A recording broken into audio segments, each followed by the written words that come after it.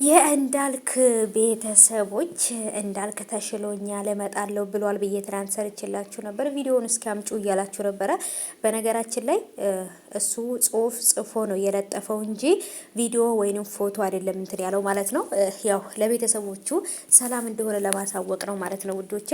እኔ ግን ማለት ነው እንዳልክና ሄሎ አንድ ላይ እንዲሆኑ በጣም ነው የምፈልገው። ለምንድን ነው ቤተሰቦቼ ግን እንደዚህ የምፈልገው እኔ? ምክንያቱም በቃ እኔ እንጃ ሄሎ እንዳልክ ጋር ብትሆን በቃ ይሁን ደስተኛ የምትሆን ነው የሚመስለኝ ማለት ነው ውዶቼ። ግዴታ ደግሞ እንዳልክም ሄሉ ምን ላይ ናት፣ ምን አይነት ህይወት ላይ ናት ያለችው የሚለው ነገር መጠየቅ አለበት። እሷም ደግሞ ሄዳ መጠየቅ አለባት ስለታመመ ማለት ነው ውዶቼ። አንድ ላይ ቢሆኑ እሷም እቃዋን ጠቅልላ ብትሄድ አሪፍ ነበር። ምክንያቱም በቃ አሁን ላይ ያለችበት ሁኔታ በጣም ከባድ ነው። ሆስፒታል እስከ መግባት እንዳልክም ታሟል፣ እሷም ታማለች ማለት ነው። እና አላቅም ሁለቱ አንድ ላይ ቢሆኑ እርስ በርስ መድኃኒት ይሆናሉ ብዬ ነው የማስበው ማለት ነው። ብቻ ግን እስኪ ምን እንደሚፈጠር አብረን እናያለን። እንዳልክም ቢመጣና የምንጠይቀውን ጥያቄ መልስ ቢሰጠን ደስ ይለናል።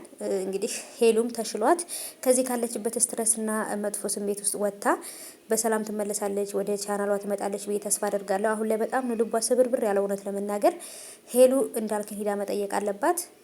እሱም ደግሞ እሷን ያለችበትን ሁኔታ መጠየቅ አለብኝ እንደ እህት እከታተላታለሁ ብሎ ነበረ በፊት ቪዲዮ ላይ ታችሁ ከሆነ ማለት ነው። የወደቀችበትን ጥሩ ቦታ ላይ እንድትሆን እመኝላታለሁ ፈልጋለሁ ብሏል። እና አሁን ላይ ያለችበትን ሁኔታ ግን እያያት አይደለም። በጣም እየተጎዳች እንደሆነ ያውቃል። በእርግጥ እሱም ታሞ ነው፣ ለዛ ነው።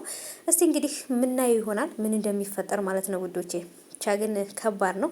ብቻ ግን እኔ ሁለቱ አንድ ላይ ሆኖ ቢመጡ ምን ያህል ደስተኛ እንደመሆን ማለት ነው። ለምን እንደሆነ ብቻ ግን አላውቅም። ስንት ናችሁ እንደኔ የምታስቡ?